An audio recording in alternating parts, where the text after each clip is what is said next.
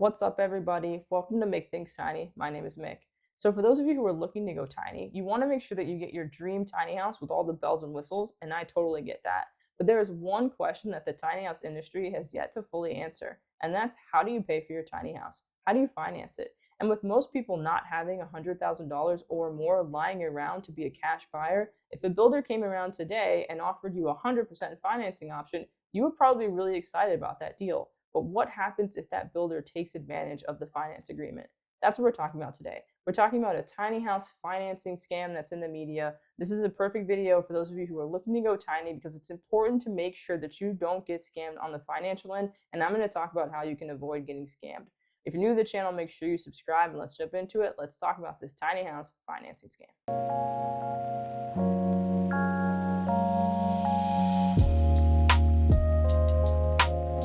All right, welcome back. So today we're talking about a tiny house financing scam. There's a couple of reasons why I wanted to talk about this. For one, I haven't really seen anything like this in the industry yet. So I figured it'd be important to sort of go through it with you all and dissect what happened, what went wrong in this case, and if there was anything anyone could have done to prevent being scammed by this company. So I came across this article here where it talked about a tiny home builder that took $15 million from customers and didn't build the ADU. So we're going to talk about this company, sort of like the details of this case, how it happened, and talk about whether or not we think it could have been avoided. We're going to put them through the website models and agreement process as well too, because I think that's important.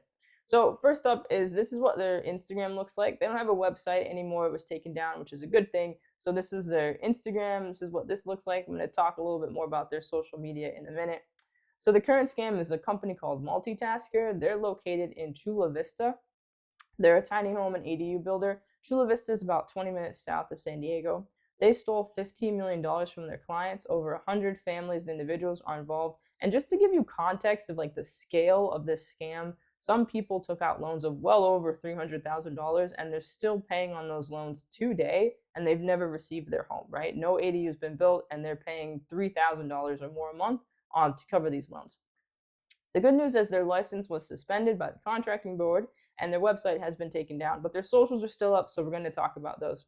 So when we're looking at their Instagram, you remember what the homepage looks like. You scroll down and you see this really flashy sort of image that shows that they do 100% financing and you can defer it for up to 2 months, which is a pretty attractive offer.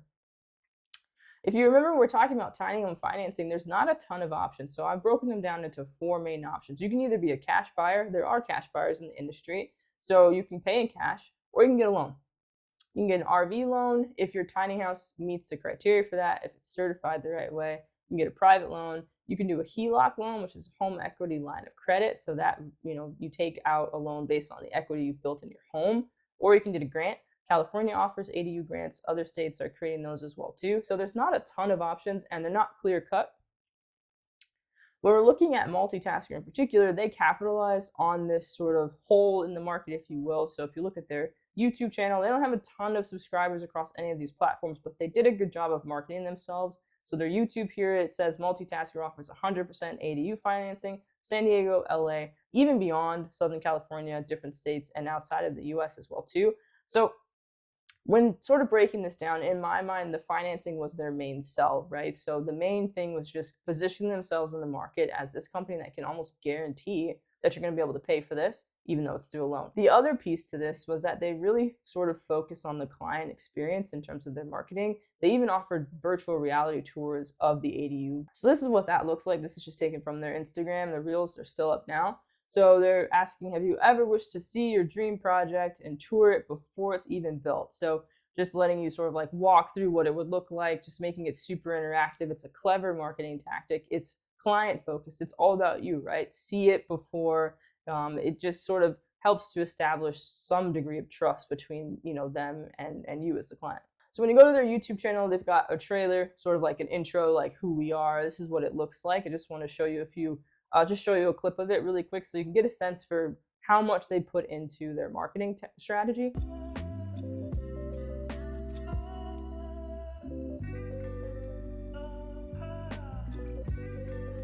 Things that kind of stand out when they do this is that clean, clear branding, right? Multitasker, it's purple. The cities they cover, San Diego, Tijuana, Ecuador, outside the United States, Austin, the VR experience, just sort of like giving you a sense of who they are and trying to set themselves apart from other ADU builders. But I would argue that their marketing tactic is actually one of the red flags because it's too over the top. They're selling it too much. And I'll explain what I mean by that. So when you go to their Instagram, they've got posts and they've got reels. They focus a lot on client testimonials. Of course, their glowing reviews, like this one here. You have an individual in Oceanside. They said the team assisted them throughout the entire process from start to finish and helped them secure the grant. This is a huge draw, right? If you're sitting there and you're scrolling through Instagram, you're trying to find builders you think you can trust, one that's working with someone, helping them secure financing. This is all about establishing trust between you and the client. There's this other one here. There's a reel that accompanies this one where the individual talks about kind of how they fell in love with the builder. Like there's no way they were going to go anywhere else. They were kind of really sold on all the things that they had to offer, and they're super happy with the project as a whole, right? What both of these sort of testimonials do, and the other ones on their Instagram, is they create a sense of like, wow, there's people like me out there that have gone and worked with this company. They've trusted them. Their ADU is beautiful. What do I have to lose by reaching out to them, asking questions, and they could help me get financing too. So it really does look and sound like a win-win for anyone that wants their ADU built in this area. But when you get to the reviews, you start to see that it's really just smoke and mirrors. So I went to Yelp first, and then I went to BBB. Thankfully, there's not any positive reviews really on this site, which is great. At this point, the company's website's been taken down. They're in this legal situation. But the reviews from September of 2024 says they broke a lot of promises. They put them in a really difficult financial situation. They talked about how they've assisted in getting them financing in the September 25th review, which I'll talk about a little bit later. And they just stopped communication, right? So all of this is a part of the marketing strategy. You reel people in, you give them something really flashy, you have them sign on the dotted line, and then you kind of ghost them. But in this case, there's a lot more money on the line, as we see with the BBB reviews. So they give a really detailed account, right? So the one in October of 2024 and back in August of 2023. So we're looking at almost 2 years ago now. No ADU has been built. They're out over $170,000. They took out 2 loans in their name, and then they just ghost. And then you have the one from December of 2024. They contracted them out for June of 2023. So again, almost 2 years ago, no ADU has been built. They're out over $100,000, and they just sort of, they kept saying like, oh, we'll break ground. So they're just pushing things back and back and back. And I think from a consumer standpoint, the first time that someone's like, oh, there's a delay, or maybe there's a couple of times where you're like comfortable with that delay, you see it as part of the business. Maybe you're less familiar with how construction works, but over time, 6 months to a year out, and you've got nothing to show for it, and you're paying $2,000 a month on a loan, you've got a big problem. So we have to talk about how this is even possible.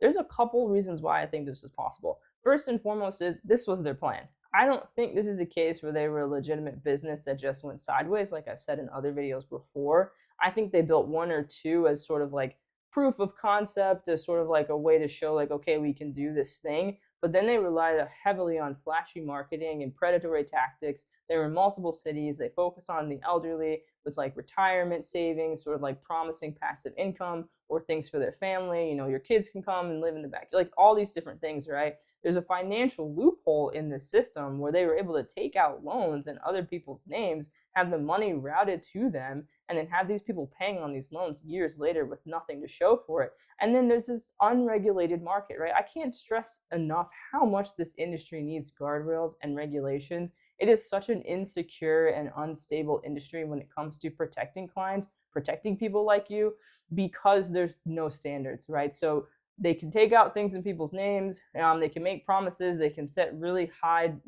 deposit amounts. There's just no regulation, and the industry is pretty saturated. So ADU builders are a dime a dozen, especially here in Southern California, San Diego in particular. So there's that piece to it as well too, in my opinion. Even if we didn't go through the scammer test, I think they fail, obviously, because they're being sued. But we don't have a website to go off of. The models are kind of suspicious because all we have to go off of is renderings, and the agreement, clearly something was wrong there because people were paying all of it up front. So can this be avoided? I think 100% it can be, but there's a couple of things you have to do, and it's more work and it's more heavy lifting. And I know I'm asking a lot of you, but it's just because I want to make sure you don't end up paying for something and having nothing to show for it. The main thing is the down payment and negotiation, right? You have to self-advocate. So for the down payment, you have to make sure that it works for you and it works for them. Don't pay 50% up front before they build anything. Create a payment schedule where there's proof of progress. there's no way you should give someone 100 grand before they build something. So you have to negotiate something with like, I will give you 25,000 to lay the foundation or something like that, right? And then you literally see the foundation being poured. You watch it happening. You make sure that you're the one watching them and overseeing the project, and you're right there day in and day out, even if it means it's more time for you so that you don't get taken advantage of. Never let anyone handle your money. Don't let anyone take out loans for you. You can't trust that someone's going to advocate for you properly when it comes to lending and loans, and you definitely don't want someone taking out money in your name and having it routed to them, and then you're just paying for it. There's no guarantee you're going to get anything. You got to talk to past clients because they're going to be honest about what happened, how their communication was, what the timeline was like, if they broke any promises. All of those are really important things you need to know, and it might be helpful to get a legal advocate. Maybe there's a nonprofit you can look into where someone can give you advice, go over the contract with you, and make sure that everything is working out in your favor. But what do you think? This was a rough case to read, right? I really feel like it's really unfortunate to see so many people have hundreds of thousands of dollars in debt now. Their finances are completely destroyed. Their life savings are gone, and they have to keep paying on these loans. There's only one case where I read that someone, the lender was able to cancel it, so they don't have to pay on that anymore. But for the most part, all these people are still paying. So what do you think? Has this happened to you before? Do you know anyone that's in a situation like this? Hopefully not, but if you do, drop in the comments. I love hearing from you guys. I really hope this industry develops some more concrete regulations, hopefully soon. If you haven't seen my other videos on scams, you can check them out here. I appreciate you guys so much for watching. Don't forget to think tiny. I'll see you guys in the next one.